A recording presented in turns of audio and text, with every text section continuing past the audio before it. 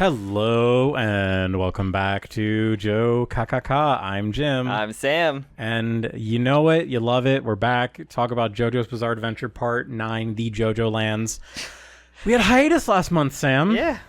Rocky takes his normal Halloween off. Yeah, he likes to get all spooky up in there. Yeah. He makes his whole house a haunted house. But we're here at number 30. 30 chapters. We're 30 chapters deep into JoJo Lands. It's about We are still on the boat, as they say in Berserk. So we're like nearly a third into how long JoJo. We're like a little under a third still of how long JoJoLands was. Yeah. But all right. Before we do anything else, I just want to shout out our beautiful, loving patrons, Beautiful Jokaks, the Jokaks and Jokakers out there. So this month we'd love to give a big Jokak shout out to Sabat, Truffle, Nino Nen, Blueface, Call Me K, Odds, Gilbo, Illicit Pencil, Classic Andy, and Perpetually Angry. Thank y'all so much. Thank you. Sam, if you want to give the little spiel. Which one? Oh, if you want your name shouted out at the beginning of every episode, you leave whatever you feel comfortable leaving that you will not miss on our Patreon, and we will shout you out every month at the beginning of these JoJo Land reviews and discussions. Yes. Yes. And so, yeah, here we are. Chapter 30, West End Girl Part 1. I wonder if it's going to be like the other Part 1s where it just ends the fight ends immediately after the Part 1 in the Part 2. I kind of hope it does. I also don't really know where it can go from here. I like how fast-paced these fights gone, because we got the other two members of the crew, I guess, or like the hired guns have been like all taken out except for Key West now. I don't know why, but I was kind of surprised to see Lame Shebang like literally dying in this chapter. Literally to a mess of cancer-ridden cells. I didn't think that she would die. I didn't think she would die so fast. I guess there was only really one way she could leave that. I mean, she could have lived if she threw away the gun, probably, maybe. If she dedicated her life to I'm sorry. Holly. I was going to say Holly. Lulu Chan is giving her an out here. Yes. Also, I'm not sure if you know that the Howler's name is now changed now. Hacca. Yes. Well, I do want to say this is something that came up a while ago. We went through this Toru losing an O. We did. No, this is something that was mentioned a while ago. I think it may have been, I don't know. I think someone in our comments said like, oh, one of the translators, because it was one of the times we saw like Howler's name written out on a deed or a document. Yeah. It actually was Hacca. I guess in Japanese, maybe the H is not pronounced when they say his name. But to me, he'll always be Aka Howler because it's funnier. Just like Toru will always be Toru. Actually, it is kind of fucked up because it makes me remember the Ki Nejimura. Oh my, that was probably the biggest crime, was the Ki one. What was her name before? It was like K. Yeah, it was like K. It was a Ki. It became Ki. Ki is her actual name. Yeah, I think it was K. Whatever. Nejimura. That one took a long time to get over with, but clearly I did get over it. I mean, we got plenty of time because there was a large gap between first appearance and then her reappearance. So yeah. The police assemble, as they say at the beginning of the chapter, and we are like kind of like the police raiding Meryl's shop because of the gunfire shots were reported, and a cop was reportedly injured. And we get a new colorful character now, we do have a new colorful character. I do want to say one thing that's really funny to me is like, of course, like the American JoJo part is like both the characters are dealing with different branches of the law right now. Like yes, and gun violence is also, of course, yeah, and they're storming him with guns. Yeah, but we meet Dr. Roberts, Meryl's personal general practitioner, Judge John Roberts. So this is very funny because like I was thinking about this today, where like it's the thing about JoJo is like Rocky rid himself like an easy getaway thing of just like, okay, I'll just give everybody a designated healer, and just so I don't have to worry about them recovering. Except even in part 3, they may go to the off screen to the Speedwagon Foundation to get healed off screen, but like Kakyoin had to get his eyes replaced. Yeah, but he went to the Speedwagon Foundation. But the other ones would just get brutally hurt, but then recover the next thing. But this one, like, they actually have to get a doctor, which is so funny. And like it actually breaks the universe for me that they're doing this. But it's also really funny because like, oh, we need you to reattach fingers. I'm like, you still gotta like get the nerve. You know, hard. You know, you probably still gotta get like some nerves, right? I love that your disbelief is suspended only up to that point. Where for me, like I can see a guy get like a bullet through his brain in JoJo and be like, "Oh no, he'll be fine next chapter." I don't know. It's just like so fun. Like, oh, you've got the fingers right here. You can reattach it really easily, like in the shop. Here's in a my non-sterile room. All right, here's my fan theory. Stay with me. So, we learn. Okay, so to set the scene, this funny character, Dr. Roberts, is held at gunpoint. Should have been Dr. Feelgood. He gets actually pulled in. We get the little Monte Kurasai actually says its name. Yeah. Which, if you didn't know, Monte Kurasai in Japanese means please wait. It has Pokemon rules. They can always say like its name. Actually, it's really cute. It's like It's Monte adorable. Kurasai. But it's so cool because it's like part of the secret room, like the hiding. So it is the secret room. Yeah. It is like a secret room. Monte Kurasai became the secret room. Yes, for them. But the way, or a copy of it. but it's so cool. Like can like just grab people like that. I think it just it travels, then it just becomes a thing. It can move around a little bit, but like I don't know. I just love it. Can just grab people and pull into the room, not just like. It's very cute. It's got like a cartoon logic, like the way that its arms are just big flaps. It's very fun. It's very cute. It's a very cute little. Look how big he stand. is. We've only ever seen him massive. We only ever seen him small. So like the fact chickens, like he's not chicken size, like bird size. Well, the fact that we know he can like increase his size like that and move around, like he could become a building. Like the what's the word? The limitations are endless. Yes. The possibilities are endless. His stand potential is like at an S, as they would say. But so okay, to go back to the point I was gonna make. So yeah, as you said, they've kept all of the fingers tagged and labeled, and in different containers, labeled by their names. I so actually funny. love this detail so much. It's so fucking funny. But so she does say. So she's kind of pressuring him by saying to the doctor, Meryl, saying, "My husband is back at my house. I need you to fix them up and make them look pretty," talking about her fingers, "so he doesn't notice. Last time when you put that gold thread in my face for cosmetic surgery, he almost noticed." What is this quote-unquote gold thread? It's probably it's probably a silly rich person thing that like Araki saw on like a health channel thing of somebody getting like gold put into them just but why would she be upset that her husband noticed it? Here's my fan theory. Because he's a stand user, or he's using what's it called, zombie horse? What was the power from part 7 that healed them because they had to have a healer for a little bit?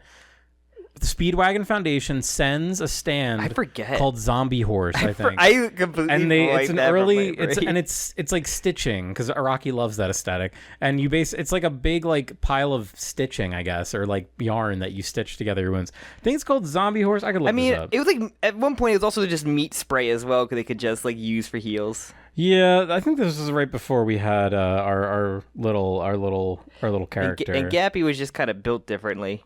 Despite his horrific wounds that he Zombie received. Horse, yeah. Zombie Horse is real.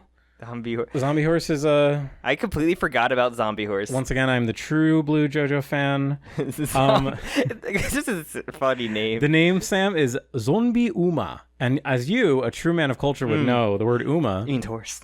It means sexy woman. I can't wait for them to be added to the mobile game. I can't wait for a zombie. But it's interesting because this is a... Is it actually even a stand? I guess it's technically not a stand. What's it labeled as? The wiki refers to it as a medicine. It's basically a fucking stand. I don't give a shit. But so Zombie Uma, yes. Is my fan theory is that he's got a bit of Zombie Uma, or this is his stand ability where he's able to use golden thread. This is a horrible theory.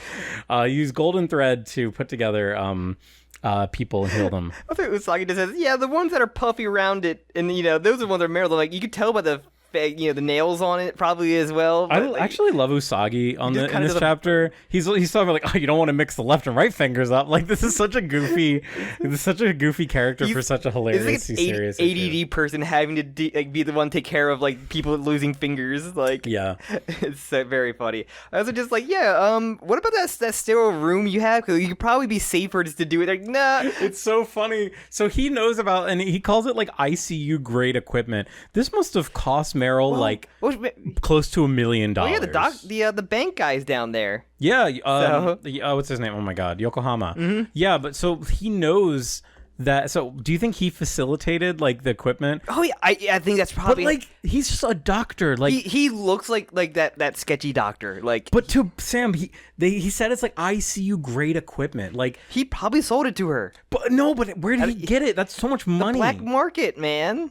How much money is ICU grade equipment in ICU? Jim, you don't know how much she gets paid to be a beauty boutique owner and a school principal and whoever knows whatever else she does and drug dealer. So this is saying thousands to millions of dollars. Yeah, she's individual devices could range from thousands to millions of dollars. She got a small loan of $1 million that she's gonna pay off with the lava rock when she.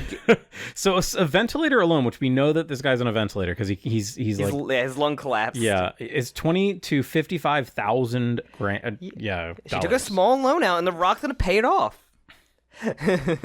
I mean, honestly, probably. I mean, I can see that, or no, you know what? Because like Charming Man is pretending to be a banker, correct?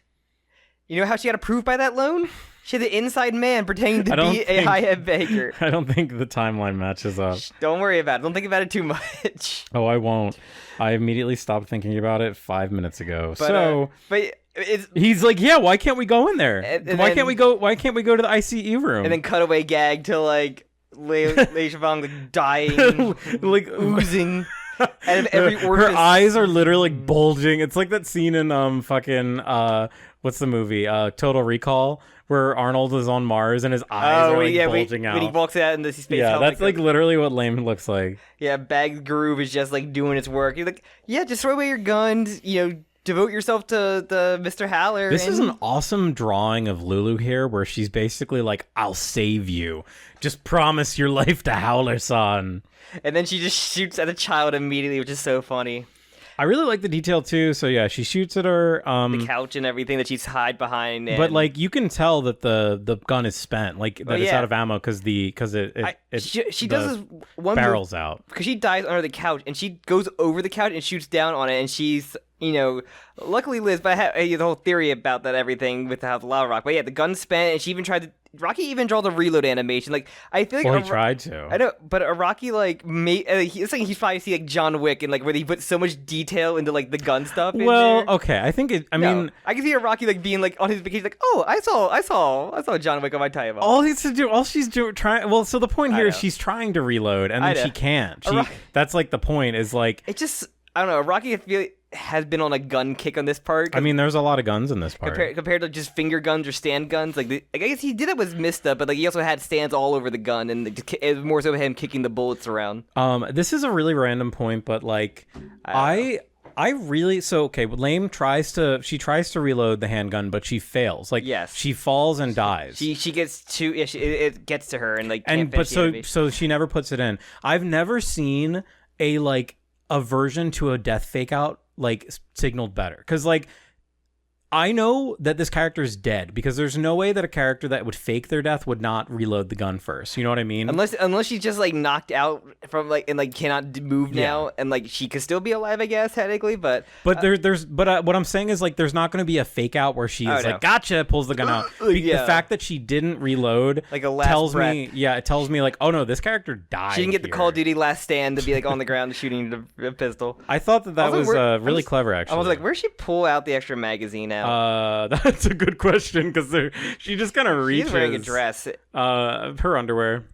But yeah, and just like the shot of her, women keep at least two things of M9 bullets. But the shot of her like dead on the ground with like Lulu right there is so cool. I love it. And then it's really cool too because like Lulu had like a moment of power here, and then she was like completely.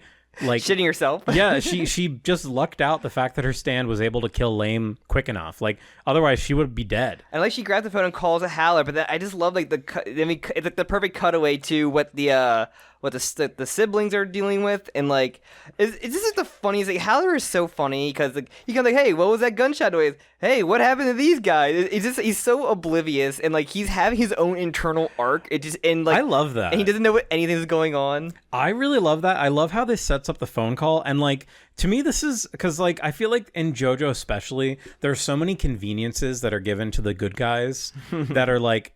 All right, like it's really convenient that Giorno just knew for a fact that if he plunged the dagger into blah blah blah.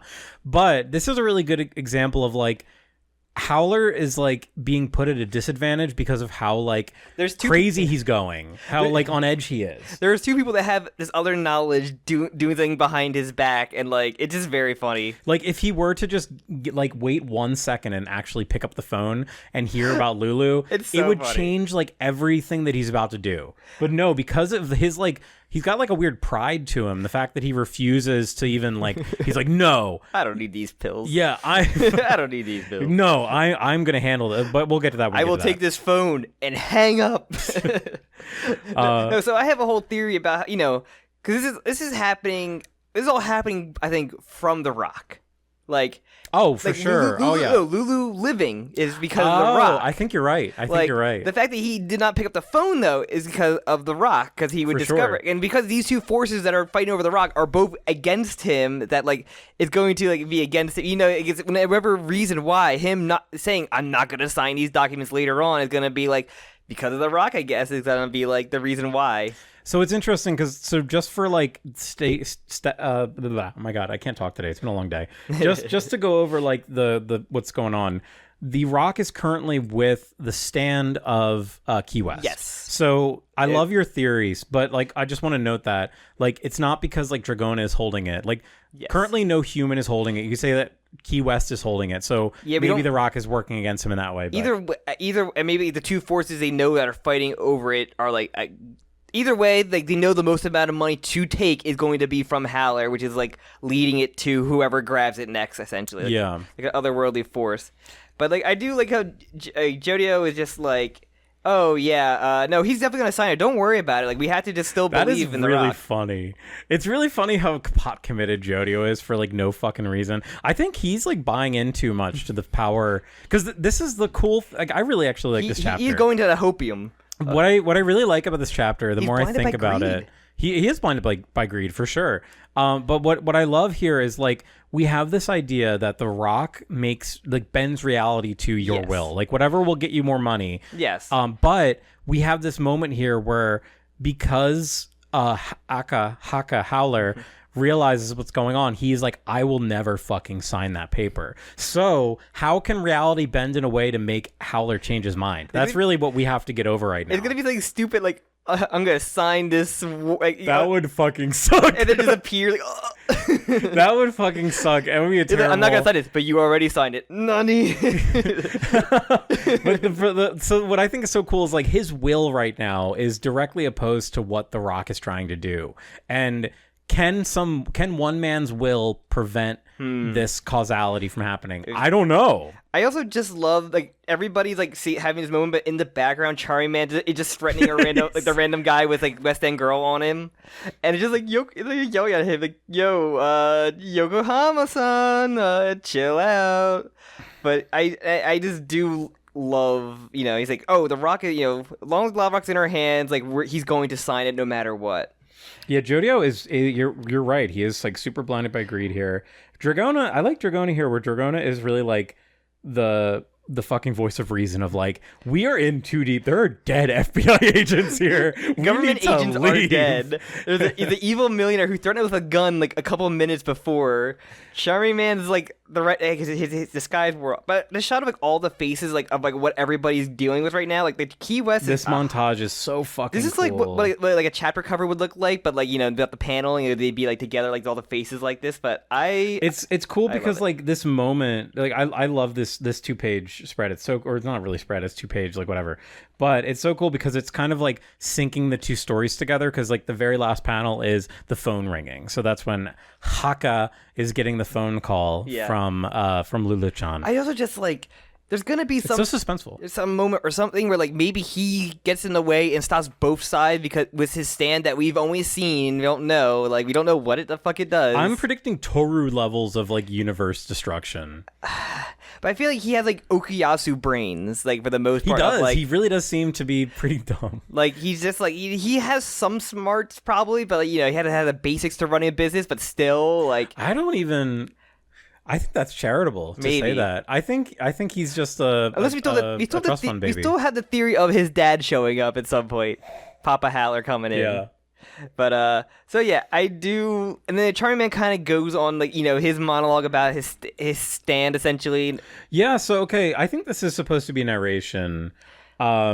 No, because the one place like you asshole, you want to fall into the sea is all like. Oh no, you're text. right. Yeah. It is in the same text. So unless the narrator really, I think he's talking to the stand, which is very. I'm pretty sure he's talking to the stand, which is very funny. So this is actually kind of cool because we don't always get stuff like this for weird stands. Because we had a vague understanding of what Charming Man's stand can do, but this is like more of like here's about the time it takes for like, you know, the stand to take full effect. Like yeah, I guess that's the point, right? It's giving us like it takes him like some time to do it. It takes off, and he's putting it on like the soldier itself to kind of like try to reveal the stand, like take off the helmet and the goggles to like show off the stand so he can actually get to the rock. That's where it is. And I just love the way the way he like even like, called out the, you know, Big Mouth strikes again. Like it's so cool. We love a good fucking name to look at that. Look at the face. Look at that. That's the face of a man who's about to murder. Yeah. The art in this chapter is just amazing. I always wonder if on like hiatus months if Araki just takes some extra time to be like, ooh, I want to do a 2-page spread this month. And like what's it called? Key West Stand, it's just like West End Girl, it's just like, I don't know, the way it's like just like so creepy on the heads where it like looks like I don't even know a way to describe like it like being on like the head like that, like a parasite. Yeah, it's really cool. It reminds me of like, remember when like was it AC/DC like explode, you know, he put his like little brain stem and like onto like Suzy Q. And oh yes! Oh my god, yes! It's like that, but like more liquid, like stand like thing, like just like I don't know, like, but more of an ooze. Yeah. But yeah, West End Girl also has the range of 25 meters, which is like, oh, we're actually getting like the little biography. I love the stand stat droppage. And the stand can only attack from gaps, so basically like it's like defenseless, like in the open essentially, without like any gaps. So this kind of confirms that it is kind of like D4C, where like instead of D4C needed like something to like close on you. Yeah. Oh, that's a good point too. Yeah, Born This Way was like something opening, like yes, like, a thing needed to like open a door, a pen cap. It's like the same thing with like Usagi kind of has a stand like that too, where it's very specific. Like you have to ask if you want this. I love these like super conditional. They're so much more fun than just like. Like Star Platinum. I'm sorry, I love Star Platinum. Don't get me wrong, but like, well, it's the same stand as the world, so you also can stop time. But like, that's convenient, wasn't it? We're not. Talking I was about watching that. the One Piece lecture, so I hear convenience a lot during that. That was pretty good. The One Piece 102 from Best Guy. I'm still like 2 hours into it, 2.5 hours into I finished it. But it's pretty funny. But yeah, so we see more. You know. So her plan is to get it into the drain to get it away from everybody, and yeah, she can attack through a drain. Yeah. So I do have to be that guy, and I'm just gonna bring it up. What the hell is a gap? Like, have you ever heard this idea that I think it's like an old like. Well, wait until Gappy appears as one of the sailors, and he has the teeth. His teeth. It's gonna shoot out of his teeth. Shoots out through his teeth. Yeah. That'd be incredible. Have you ever heard this idea? I think it's like an old Greek philosopher guy idea. One of those. When you're imagine, Sam, that you have chopsticks and you're grabbing. Oh, the Greek philosophers would say. Yeah, ancient Greek philosopher says chopsticks. So you have chopsticks, Sam, and you have a bowl of rice, and then you start one by one taking one piece of rice out and dropping it into like right onto a table. This is a Squid Game competition. So the question is, when does that like pile of rice, when would you call that a heap? How many grains of rice would it have couldn't to count. be? I don't know the grain count. Well, no, that's the point. Is like there's no like distinct number of rice that you would call a heap. Like would it be like 10? Okay, what about 9? Is 9 a heap? Like the problem with I think about what is a gap? Like between 6 and 7, Jim. fuck you. The problem is, what is a gap? I could say there's a gap between my teeth. I could say there's a gap between those two houses. A gap could be basically any fucking length between two objects. As we saw in part 8, it's like with Toru, it can be whatever the fuck you mentally your mental game can say is a gap. I always bring up Hunter x Hunter, but like the idea that your stand power is like limited only by the stupidity of your brain is amazing. I take you coming into this garage as you attacking me, so so my stand now activates. You entered the gap, which is my home. It's like. It's like, but still, like, I mean, it's the same thing with D4C. Essentially, like, he needs to have like an item, like, to be pressed between two items. Yes. Isn't he wearing clothes all the time? Can he just simply press his shirt together to tell him he'll be shirtless, but he'll be in another dimension? Clothes are part of the body. The clothes are part of the body. Actually, in JoJo, I think that's a good. Like, JoJo lost his like jacket like once, and he got it immediately replaced after that fight. He couldn't. Yeah, he was on life support without it. Like Kakuin only lost his scarf. It's true, and he should have kept it. He gave it to Mikasa. Get trauma scarf, yes. But so yeah, when we left, he said, "I'm done with this. I'm done with yours now. Give it back." But so yeah, we come. Listen to our Attack on Titan series, by the way. There's a lot of trauma scarf discussion in that. It's very funny. But yeah, so we come back. Charming Man gets the rock, but then. But West End Girl goes for the gun and shoots him in the side. This is awesome. The little hands on the gun and repositioning it are so cool. And also Howler's reaction of, why did they just shoot the banker? But also there's like the art of like the soda. It's like taken over him completely. Like the arm of him completely. It's so cool. Like the head's like on the arm. And like I don't know. Yeah. Like I said, it's like the AC/DC like Parasite like but like way cooler. Like stand like it's like a blob. Like it feels alien. Yeah. Like, I don't know, I love that. But yeah, like you said, it also causes Howler to not put the phone to his head, you know. Also, I'm pretty sure that the agents behind Howler would start shooting. I don't know. But yeah. I don't know. Maybe not, though, because, like, what you just saw was one of your guys shoot a perp. But also, like, I don't know, there's multiple guys also down. Like, they would just be grabbing everybody in the area. They'd probably be like zip tying everybody. They would not be this like chill. But yeah, so we kind of get like taken. They get taken down. I don't know, just really cool. Like, and you can see the stand goes away. Like, and it gets the rock. Yeah, it gets the rock. It grabs the rock and it's trying to pull it into the scuttles away. It feels like an alien, like a very alien. It's really cool, and I love this moment of tension. Like, it just feels like. It's one of those things where it's like, even with superpowers, what do I do? Like, what can I do here? And even how, like, oh, it's going to a drain. Is that a stand? Like, this could be a trigger. Like, oh, it's obviously running to a drain, if ever this is. Like, maybe he will see his stand. Like, I don't know, man. But yeah, and then Kiwi goes, I won. This is pretty. You can't say it. You can't say I won. This is part 1. You're saying I won. You were like, you were dead. Yeah, you got to read the title. You shot your shot too early, man. Like, but yeah, and then we get I love a November Rain also just like effect. It's like looks very cool. So yeah, and this is also I love just like this piecing together of reality that a Howler is doing right now. But so yeah, November Rain immediately attacks like the face of West End Girls, and then we see my favorite thing ever. When the stand user takes the stand damage. I fucking love this. But the thing I love about this is they don't just start bleeding. They're taking the same kind of effect, like the pressure effect on them. I just love that it matches, not just like them exploding. Yeah, that was an old JoJo thing for sure. And I said, I love that effect on, and like Howler's like, huh, that's weird. It was a nice day. It's only raining on one particular part of the deck. That's weird. This fucking shot of him like looking at the rain coming down from behind him, and it's like completely clear for the rest of the sky.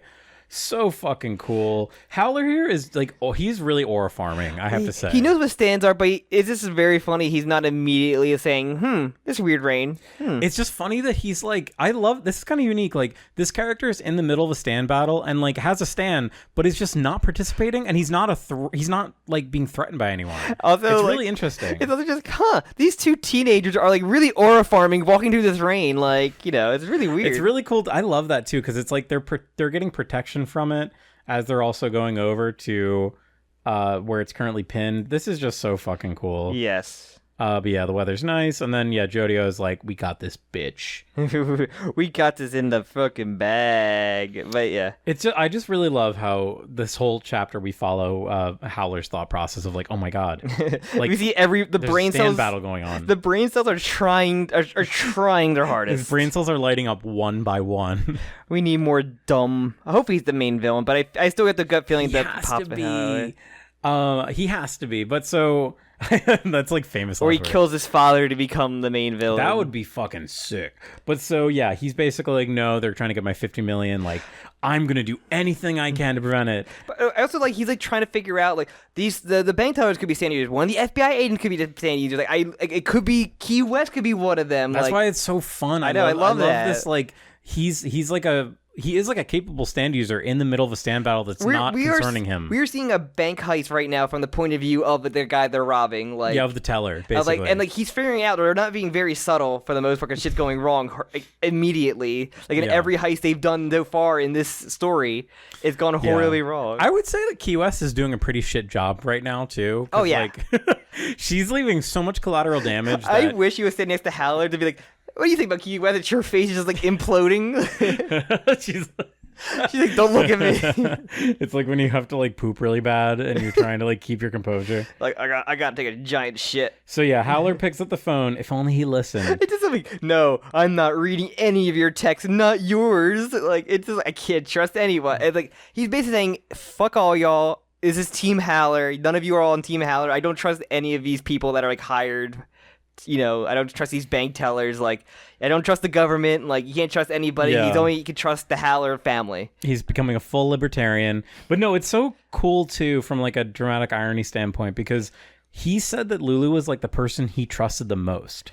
And at this moment, he's literally not even listening to her because he doesn't know it's her. Yeah, he's being faked out that it's So, like, if he were to just listen, he would probably be able to get a little bit smarter in what he's going to do next, but I feel like he's going to be pretty crazy. Yeah, I just love the way the rain is drawn in this. Like, so basically, like Jodio goes, if that stand goes to the drain, we've won. Like we are just like it's like they're screwed, and like it just looks like Jodio's about to go walk on water like Jesus, like right on the last panel. Like, it looks like they're stepping into like the pool. It looks like it. I think they're going to the pool to. I think the pool. I think we saw last time the pool has like a weird kind of like it has steps going into it. So they're going down steps. They're not stepping into it. He's not Jesus yet. Sam. He's not Jesus. Yeah, not yet. He has to die first. Jesus has not appeared yet. I will say that the last panel of fucking. Jodie and Dragona shot is so cool. It is cool. They are reforming. Yeah, they really are. I love the sibling Josars that we have. But here. the last panel of Key West, I have to say, the first time I looked at it, and I can't unsee it, her open mouth looks like she's got like teeth, like really big buck teeth. Do you see that too? No. The fact just because the blood is like yes, it looks like she's got like big fucking like the teeth that you put, like the rubber teeth you put in your mouth. I hate that panel so much. But she's like obviously fucked up. It's got like the block teeth you have when you don't want to draw. Yes, she has like fucking block teeth. And then a passing reign of despair is happening. Zetsubo, Sam. Zetsubo. I fucking love this chapter. Like I love how fast these fights are going because this is like a very big thing of happening between. Yeah. So now we're gonna check. Feels high impact. See who's gonna go on with Lulu Chan because they don't know that she's alone down there now, like with just a corpse. So the fact that they heard more gunshots, they probably are like, oh shit. I mean, is it soundproof? Isn't it? I'm pretty sure it's soundproof. Is it? I mean, like you'd have to be really soundproof for even like gun to not. I'm pretty sure the room is like soundproof and everything because like even before he's like the secret room they're in is also soundproof and like there's another room his stand is making like fake noise for the other. To play like realism advocate, like can you have a room that's soundproof that when you shoot like a regular looking room, not like one of those fancy rooms that have like all the like the cones coming out of the walls? Can you have a room like that and shoot a fucking entire round of if you have a handgun? If you have your stand around the room, yes. So, okay, no, I agree with you. So I think the police won't hear, but I think our like Meryl and company would hear the bullets going off. Let's see. There's no, because they're in the same room. I feel like I don't know, maybe I guess we don't really know the time sync of like when the gunshots went off, because maybe they go off like when they're talking. It's probably happening during the surgery or during the reattaching of fingers. Maybe. Because if they're just gonna be like, oh, we didn't know there were more gunshots, like what the fuck? Why didn't you like do anything about that? I'm sure she's fine. Like, are they trying to, if she does anything to Lulu, Lulu's gonna give her like super AIDS and like kill her, like, and like make her like bleed out of every orifice. This is interesting though, because Lulu is a bad guy. Lulu is pot committed to Howler. You can yell out really loud or whatever. It's not gonna. I'm also faking the sounds that leak out of these walls. Basically, the whole room is wrapped in a fake. The real one is the one over there. The police are out there touching and hearing a fake. I mean, I think it's like I would just say it's a soundproof room, because I don't know. But you understand my point though, right? Yeah, I know. I know you're saying it was gunshots, but like they're in. Rocky does not know what soundproofing means. No, but like they're in a soundproof room. Sure, Monte Kurasai has recreated the room, yes. But like that basement is still part of the room. It's still connecting. She spent some money on some high end. I don't know. To soundproof her basement. I don't know, man. It's JoJo. I'm just saying. I mean, like they know she's down there. Like after like several minutes and then gunshots, I feel like they should be like, okay, we got to go check this shit out now. Yeah, it's not important. But I don't know. I'm excited to see where it goes, where it leads with it. How they're gonna find him, like to sign the documents or whatever. Like, it depends on who gets the rock. Like, do they leave the ship with the rock? Will it call like Akka get the rock at the end, or Hacca? Sorry, Hacca. It's Hacca. Hacca means family. Hacca. Oh, they are in Hawaii. So yeah, I mean, this is really cool. I mean, it's gotta be. I think Howler's gonna get the rock here, because like he's just being set up in such an advantageous position for him to just be like, hey, Key West, fuck you, kills her with his stand. Like, I want to see that so bad. Do you think it's going to be a crazy OP stand like we've had in the past? Yes. Or do you think it's just going to be like... Yes. Okay. The fact that it was teased to us in like chapter like 5. Because I know like a lot of things where people are like, oh, it's like time and space what a lot of the stands come up to be, or we think just be just a really good violent stand. Is that really like a theme? A lot of people had that theory because Dio had the world, and Kira by the end could do the time travel. So yeah, that was the thing in the original timeline. It was always time based, and then people were gonna be like, oh, it's like spatial, like transporting in the new timeline. But like, sure, that works for funny, but like. I mean, I would say that causality is not has nothing to do with that. We had like Final Destination, like like fate kind of thing. That's like fate shit. That's not like dimension warping. I would say that like if we want to make like a theme of it, it's like something that alters the way reality works. Which you could just say that's what the fucking time manipulation is too. Yeah. It's pretty vague, but so I don't know. I think it's like the fact that we got it teased to us is like Araki wanted us to know really early on that he has stand. Not in full form. But yeah, but even by same with Wonder Review though. Hey, Wonder Review was like completely fucking different. Like when it first we saw it like clothes like naked and it had the arm blades that it never used. Yeah, Rocky definitely changed his mind. Which I would have loved to see it use arm blades more. But like we saw like I just had like the weird colored version, which is like ugly color scheme. But But like when we saw like a limbless like. Little like guy. My vision's so bad. So that's all we have of it, and like maybe it was. He is limbless, isn't it? Could it be like a poison? Maybe like a poison stand. That's how he just like can point. It does have a lot of holes in it, which I will say remind me of the walleyes. Like a purple haze, but like we already have like a disease stand in this part, so like maybe not. It has like the flowers on it. Disease stand. It could be like an earth based. It looks like a wall. It could be something earth based because like it's also like related to the like Charming Man's brother getting sucked into the earth. Like maybe it's something like it could control the earth or earthbender. That just seems like a little too basic, but like or just, it's like a weird thing where there's like a colony of like maybe it just had like weird stand bugs that are inside of it that it just unleashes like a colony of something. That'd be pretty cool. Because like he's about family and like colony is like or like loyal to like a big boss like a queen, and like his stand is kind of like a queen. Is Howler about family? I guess he liked his grandfather, right? He said no problem, cuz. Don't worry about it, cuz.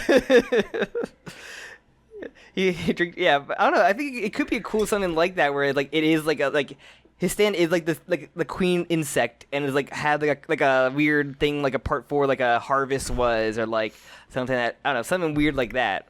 Trans Howler confirmed.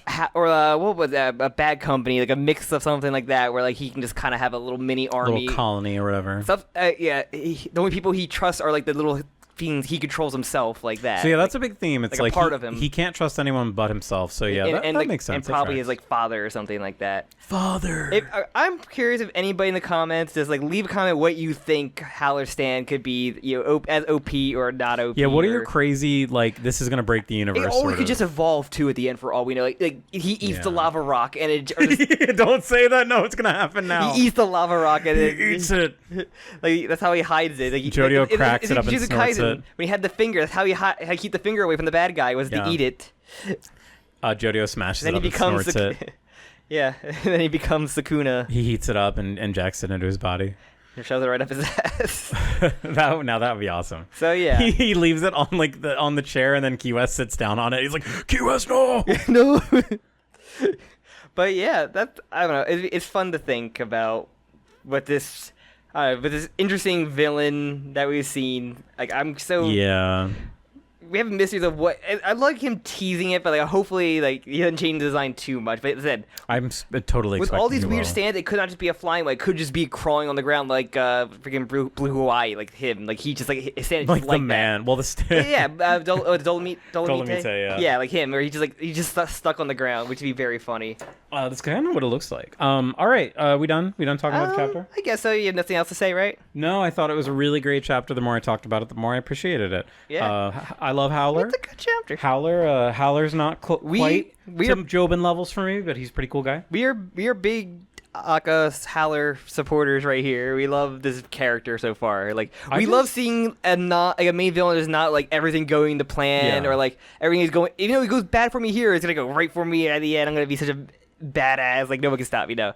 I'm just so inspired when you're reading something, especially when it's something that's so long as JoJo, so old, and you get like new flashes of characters. Like you're really seeing something that's brand new. Like we got like stuff about his family, like the backstory with his family. Like, we got like his personal like thing. He's thinking his thought process throughout his entirety, while like people are trying to fuck him over without him like really knowing 100% about what's going on. He just knows people are trying to fuck him over for just to for the signing the deal. He thinks the bank is just a bank. The government's after me.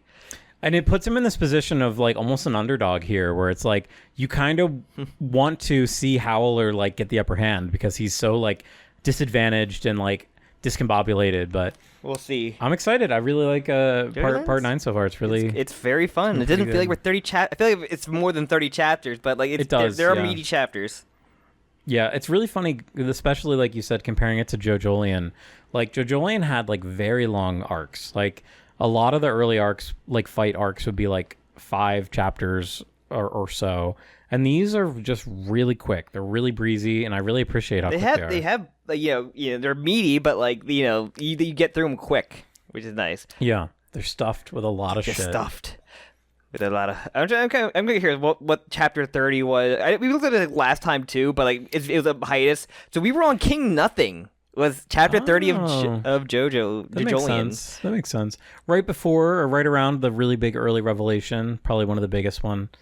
Yeah, that's pretty cool. Yeah, I'm just for the lull. I'm gonna look up a Steel Ball run was to. I'm gonna guess. Can I guess? Oh, is it Oye Como Va? I'm pulling it up. That might actually be too because early. I said we looked last episode, but we didn't get a chance. It's been a hiatus month, though. Let's see. Chapter 30. 30 and a half now. 30 was Scary Monsters Part 3. Oh, wow. So we got, like, the first Diego real focus. Yeah, we were in the Diego fight. And then, then that would be the end after that. A little bit after that with, like, the third stage ending, I think. So, yeah, it's always funny to mark, like, where we were at in other stories. Like, especially JoJoLand. Like, JoJoLand was getting their first big reveals, like, backstory wise. So and JoJoLand was the first part that had monthly releases. Yeah. So like things were very like slow paced for that. Yeah, but we loved about it though. All right. So you want to do root beer talk? Yeah, we'll do root beer talk. Well, we're not going to talk about. We already talked about. If you haven't hear our Hades 2 discussion, I think we did that on our Halloween episode. So. Oh, we did we? Yeah. I forget. I believe we did. But check that out because we watched Shiki and Hellsing if you're interested because we always do something for Halloween because it's always hiatus month though. Yeah, it always is. So. So what have you been doing? You go first. All right. I haven't really got much. I have been doing things. I've been making moves. He's been making. He's like a man in the chair. He's making moves. He's about to get up. He's in. So I've been very into card games lately, playing card games for children.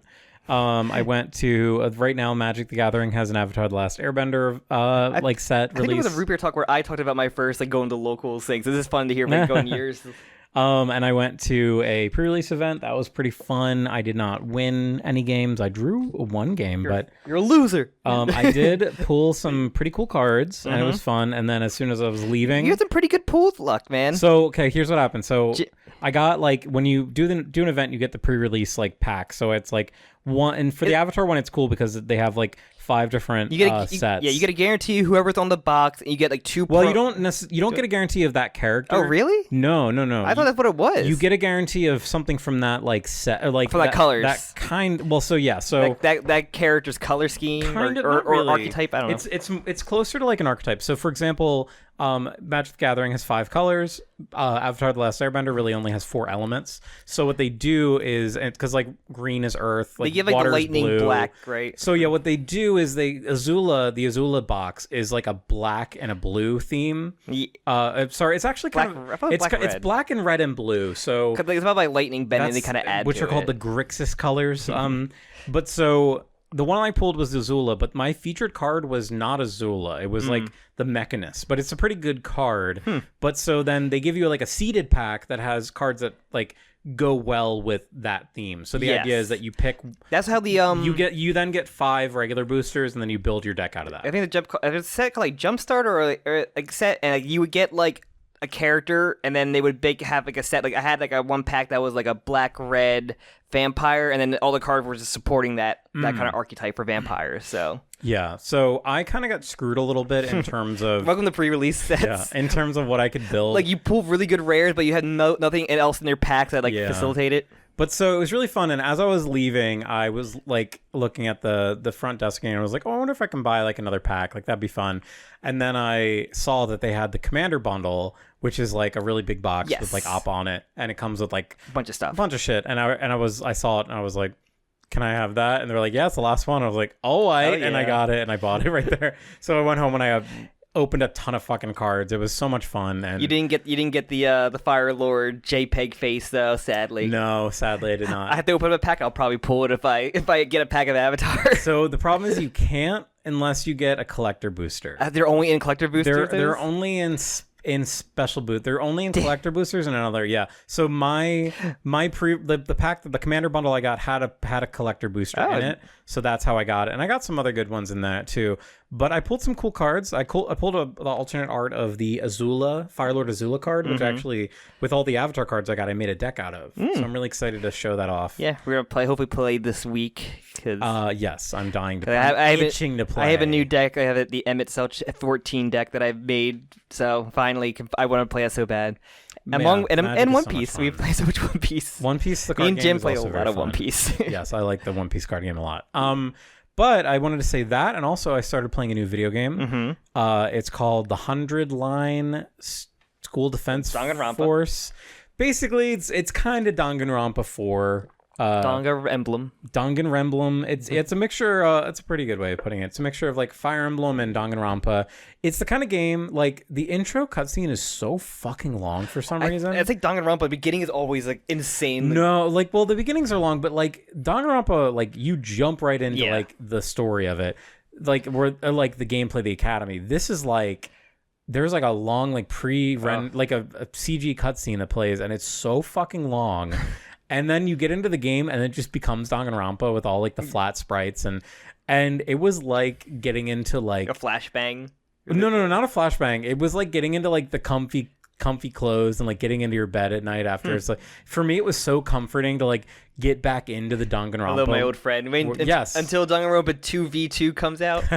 Which people have some theories about that might actually be a pseudo sequel, but this game really is taking all of the sort of character archetypes and the way that story and mysteries presented and the jokey characters on putting it over a Danganronpa, a different kind of frame. The new like mascot guy is named Syrie. He's pretty funny. It's actually really good like counterpoint to a Monokuma. Counterpoint to he's a counterpoint to Monokuma, because I couldn't remember Monokuma's name. So he's a good counterpoint to Monokuma type character. He's the whole theme is that like you're soldiers and you have to fight whatever, and like everyone has like dark edgy Fire Emblem transformations. Stuff. Essentially, it's really cool. Yeah, but something that's really cool about the game, I won't get too into the story, is like, so all these characters are like stuck in a school, very like stock plot. I've heard this one before, and they have to defend this academy from like attacking monsters that all look like they look like cute mascots. But the interesting thing is that like almost everyone there does not want to fight.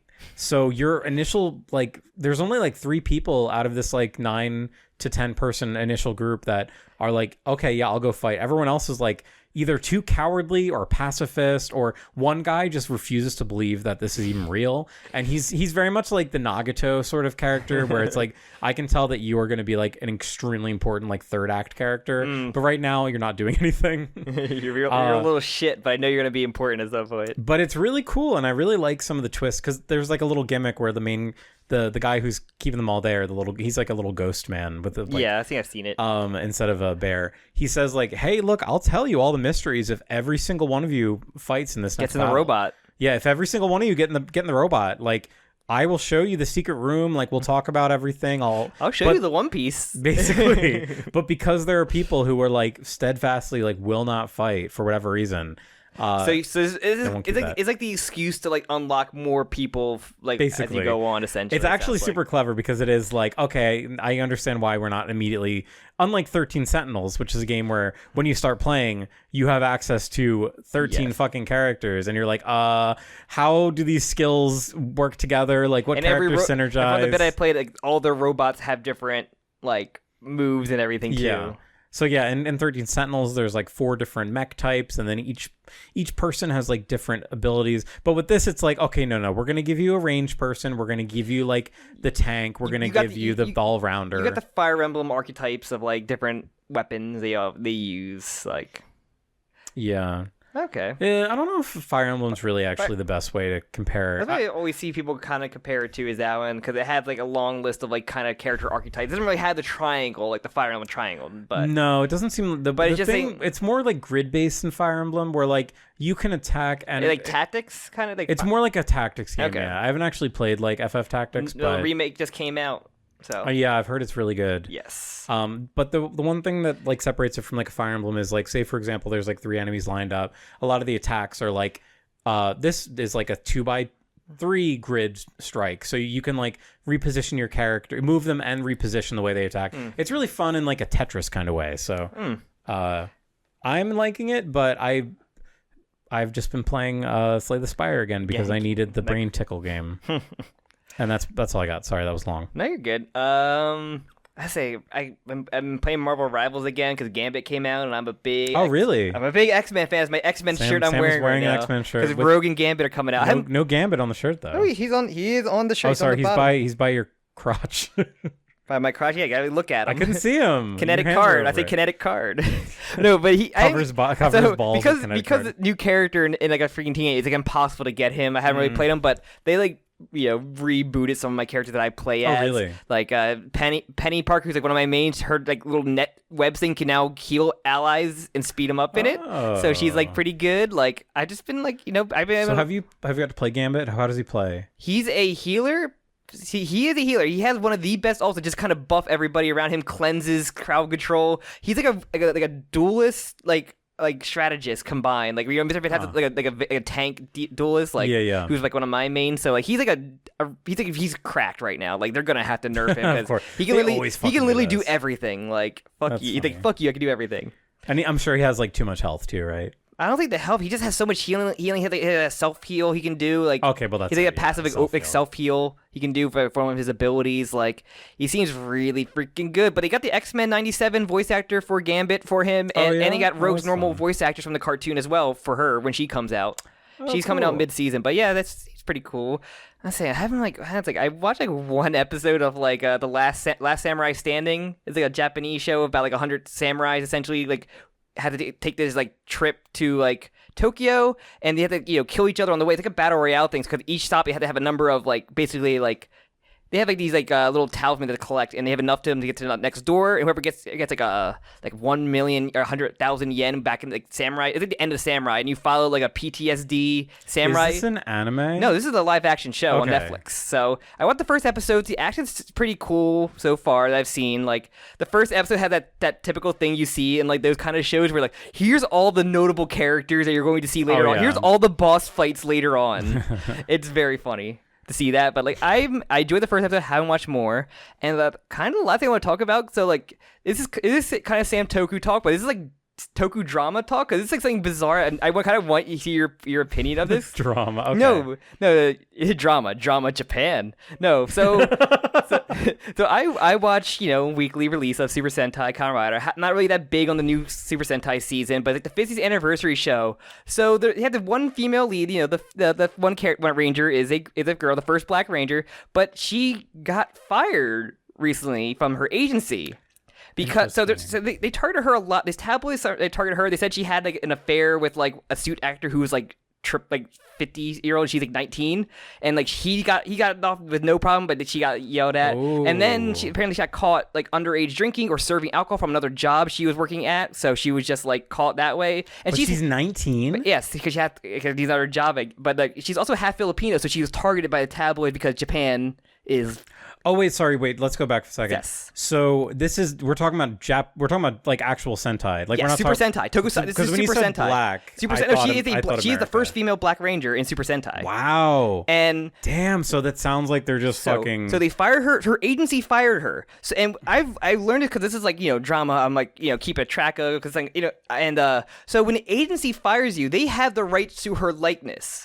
and so the last episode before she got fired, hilariously enough, ended on a underage drinking joke. Somehow. Wow. So didn't have a episode preview after that. The episode next week comes out. The opening, OP, OP has to show the characters, edit out anything with her, and just put in show clips from it, and the editing is so jarring. Like I reckon if you're this is so fascinating to watch how like her character is like. There's scenes where all of it, but they like, move the camera, zoom in, so she's like cut out, so she's not with the other characters. Oh my god! So they only see her. It's like YouTube how to avoid copyright. Yes, no, and this is because the agency has her likeness, and they can't use it now. Yeah. And so they have a voice actress dub her when she's in the seat in her suit. So like she's already in the suit, so like that cut away to that, but she's edited out. And so the new episode, the episode after that was because like somehow the promo leaked of the next episode, and it was a focused episode on her. That episode is now probably going to be lost or cut up because it's supposed to be her getting a super transformation mode, and so they cut the episode and put the episode after that there, and like but all the promo pictures people had of that episode, but like you see she's cut out again, she's edited out of like every scene. It's just like insane. Like a lot of people were like pissed off they wanted to just for her because like she got like kind of the short end of the stick, but I didn't know about if she gets fired, the agency like prevents you from. Just because like the show is pretty much done filming, they have to do reshoots now because they got another actress now to play her character, and this is like a former person that was a main character in a different series like 4 years ago. So they just like recasted her. So now they have to refilm episodes, and it's gonna look so bad. It's gonna be so weird. And this is like the girl replacing her is like a beloved character from like a series like Don Brothers, one of my favorites. And like they got her, and like I'm like so weird though, like because this is like a notable like. This is like one of the most popular characters that now replacing to be another one to be the same character, and that character had like a sister in the show that would have made people they could maybe just cast the girl who played her sister to be the new one because that makes sense in the story way. But wow, but so it's like it seems like if you want to look, people can look it up. From what you're saying, it seems like this actress was pretty unfairly fired. Yeah, this is the general viewpoint. Like this is like if you're curious, people probably made better detailed videos about this thing. Do you know her name? I know her first name, but her name is Maya. But you type in like Gozuger controversy. That's even harder. And this is going to be this is the 50th Super Sentai. This is also going to be the last Super Sentai before they rebrand it. Oh, really? They're going to rebrand it. People are thinking because some reason Super Sentai they want to go worldwide because Kamen Rider and Ultraman are both worldwide now. So the people think, oh, they have to rebrand it. Maybe Saban has some weird thing where they can't just use Super Sentai as the name, so people think that's why they're rebranding it. But this is how you're gonna end Super Sentai, with just like the biggest controversy now, and like, yeah, so she got like, yeah, so and I said people said she was like, how, being a woman in the industry, she's also half Filipino, which how Japan is against people that are like half something else, like very weird about that. It's so funny that you say that, because to me, her name's Mai Imamori. Yes. She looks like a fucking Japanese woman. Yes. She doesn't even look, I mean, like, you know what I mean? Like, Japan's very fucking weird. But she's like, and she's, it's just so weird. She got like fired from the agency. I think and like she would always be like, doing social media posts and everything about like, her on the set, looking at like, the little museum of all the suits and everything. Like, she's kind of beloved despite, being not really getting, too much in the series, because this is like, as I said, a lot of the characters that aren't the red don't get a lot to do in the show. But yeah, and I kind of at a point now where like I wasn't enjoying it now, and I don't think I want to watch more of it. And like I kind of just want to. I only watched the last 2 episodes because like it's just so weird to see the editing. Like it's just so fascinating to see somebody try to. I've never seen this before. Somebody trying to edit out a main character out. It was like, imagine watching Sailor Moon and they had to like edit out like Sailor like Jupiter. And then she's in the scene. They cut her out, or like they Photoshop her out. I can't even imagine. The poor editors are just the season was done. Yeah, like it's pretty much episode, done. Do you know what episode it was? We're on like mid to late 30s. I can't remember. Jeez. Like 36 maybe, around there, 37. Oh my god! And it's just like insane that the episode before she was fired ended on an underage drinking joke. So like, it's crazy. From like a really quick little like thing, it seems like that's why I wanted because I know you don't care about my Toku talks too much, but like I think this is like such interesting drama. No, this is. I think you're right. I think it really is like an excuse to justify like racism. Yeah, like Japanese like racism. And, like, yeah, I mean, also she was attacked by like a tabloid a lot, and like tabloid probably somebody had to ulterior not like she's and we've had like past like Filipinos, like half Filipino or like a little bit more like in Toku, like we had some in Kamen Rider, but like this was just like the most like targeted one. It's like fucked up, man. I hate it.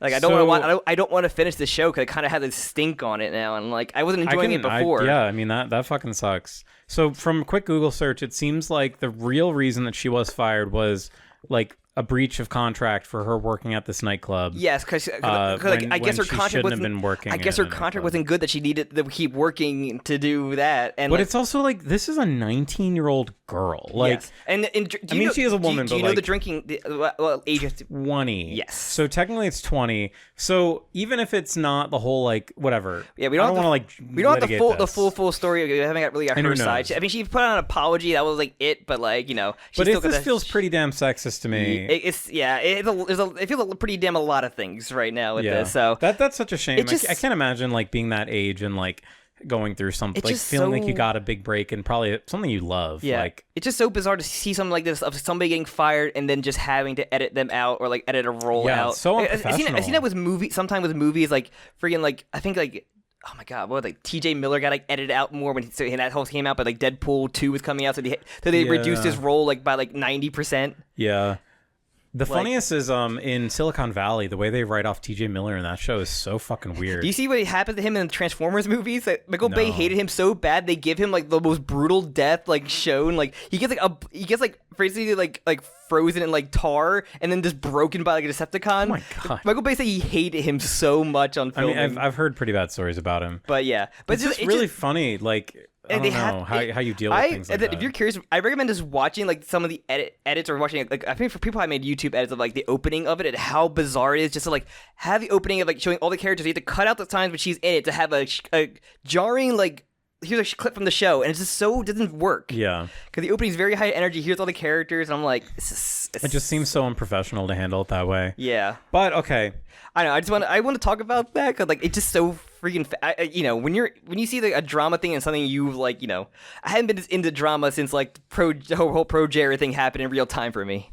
So no, it's really interesting. Thank you for sharing that. Yeah, it was freaking crazy. Did you have anything else? I did want to go talk about one more thing. I think that's it. I haven't really done or read or like watched anything other than. Well, there's something that we watched together. Oh yeah. So you're talking about it more than me. I took Sam to see one of my favorite anime movies. Got a special 4K restoration re-release, Angel's Egg, by the famed director Mamoru Oshii, with art by the guy's name I can't ever remember. Final Fantasy artist. Yes. Why can't I fucking remember? It begins with an A. Amano. There you go. Thank you. You're welcome.